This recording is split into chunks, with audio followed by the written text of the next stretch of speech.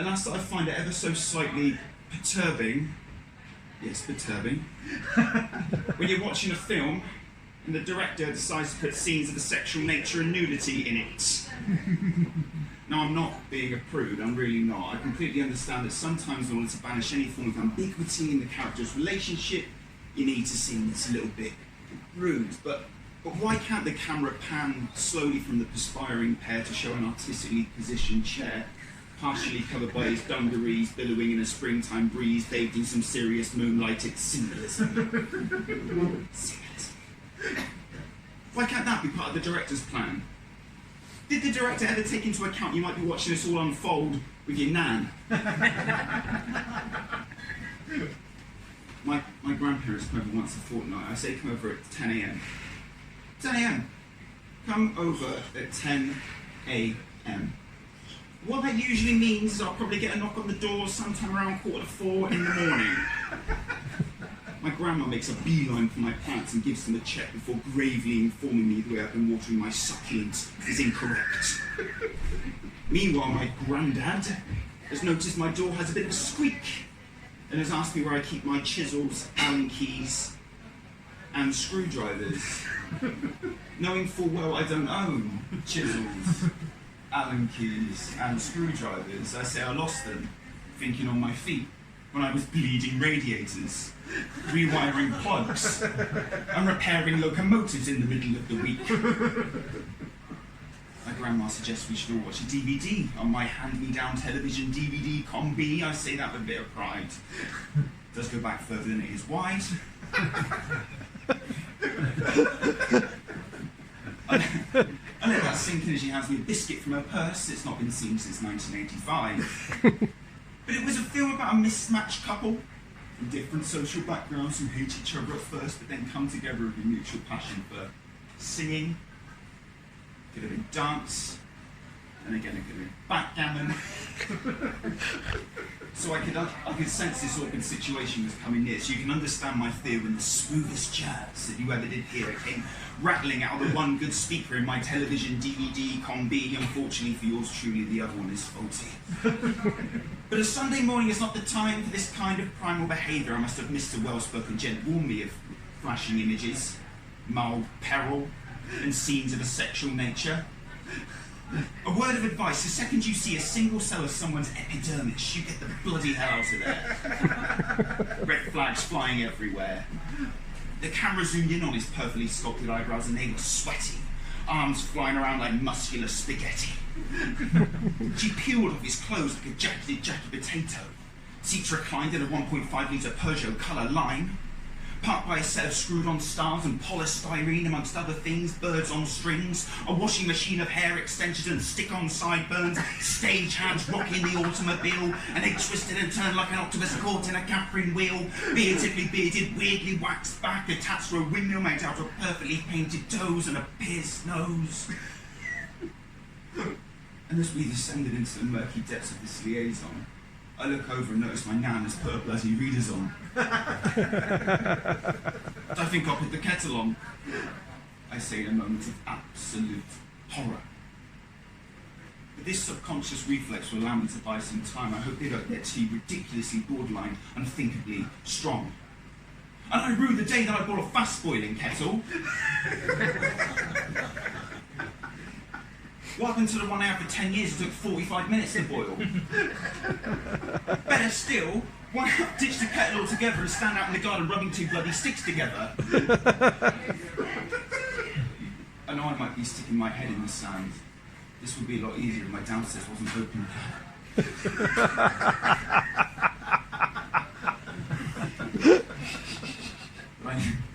I knew I had the graces of my presence soon, but I could still hear remnants of bass, sax, trumpet and bassoon, a jazz quartet playing in my living room. I removed the finger biscuits from my ears.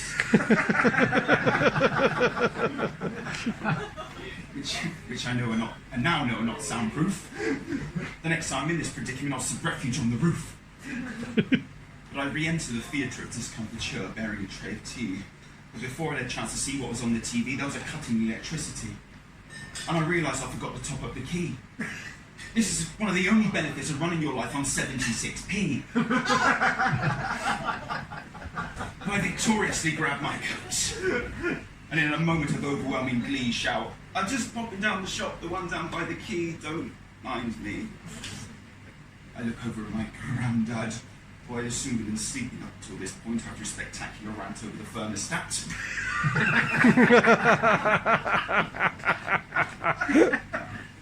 "Hurry up," he says. "I was watching that."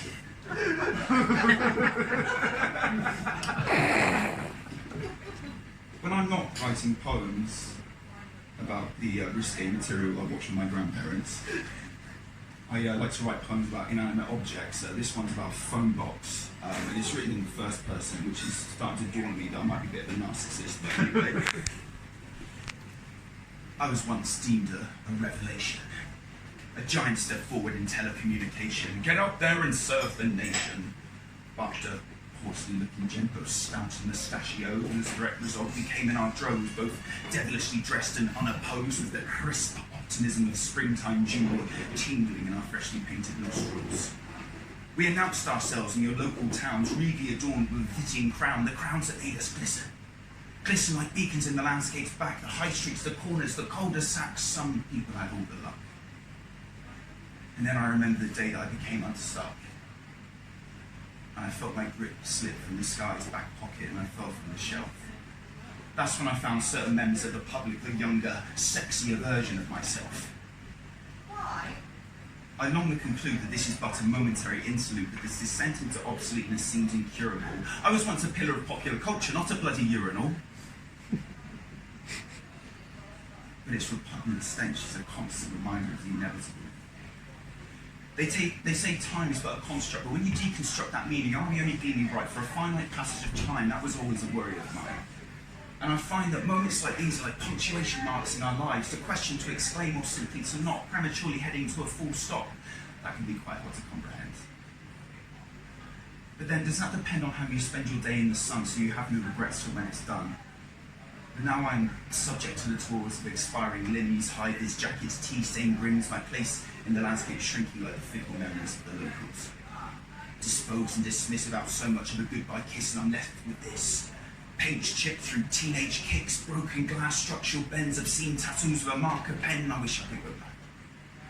I wish I could go back again, have it like it was again, but then, how can anything truly exist without a beginning, a middle, and an end?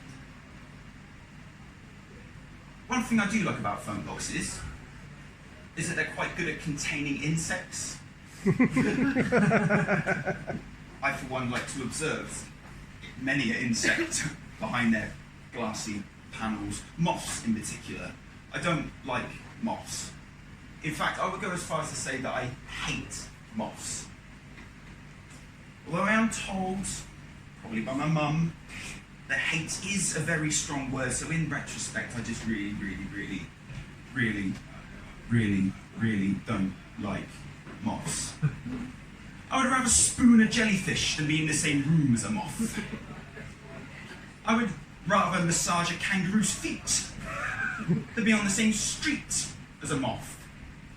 I would rather squeeze the spots of an adolescent toad than be on the same street, town, polling district, or even postcode as a moth, but I don't hate moths. It's of imperative importance that you remember that.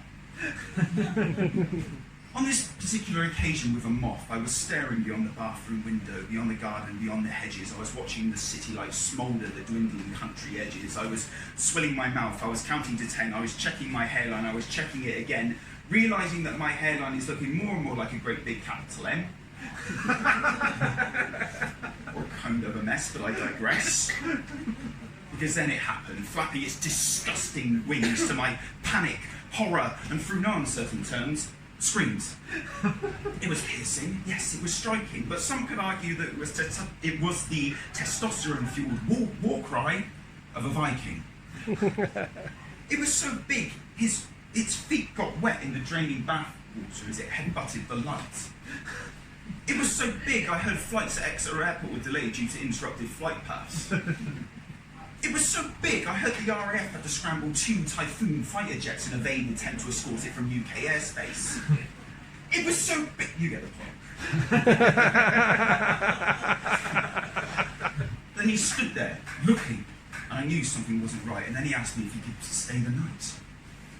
Now I was taken aback. I didn't know what to say apart from, yeah, sure, why don't you come this way?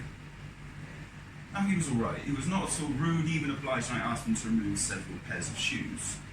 I pointed to the living room. I said, right and straight ahead, you can even fold out the sofa bed. Now I felt good about this. I felt pleased to be giving such impromptu hospitality, but then it got bad. I'll set the scene. 2 a.m. It was obviously late. And he decided to throw a party for his cronies, his comrades, his chums and his mates. It was clear they'd be swinging from the chandelier if I'd had one. There was roughhousing in the halls, shenanigans in the kitchen, graffiti on the walls, and unquestionable amounts of debauchery occurring in my newly decorated bathroom stall. They were passed out on the lawn until the very break of dawn. Now at this point I was on the verge of going berserk. I said, I cannot deal with this now, I am going off to work.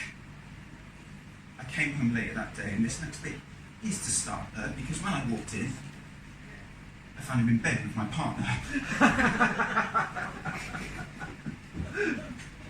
Now in reality, this is just the moth and the rich tapestry of nature into my household it brings, and maybe I do get slightly irked by the most trivial things. And this is something in my life I thought I would avoid, like surrounding myself with material possessions just to fill the void, and maybe that's it, maybe I am living a lie, but then I thought, no, that thing needs to die. So I pointed him on the nose. That's right. Pointed him on the nose. And he grabbed me by the shirt and gave me a backhand to the head, and that hurt.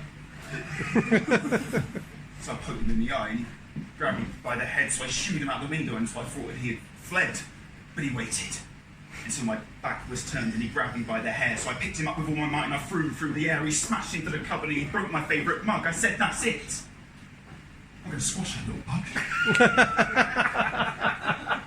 He looked, lit a cigarette, and shrugged. Go on then, he said. I will make a stain on your rug.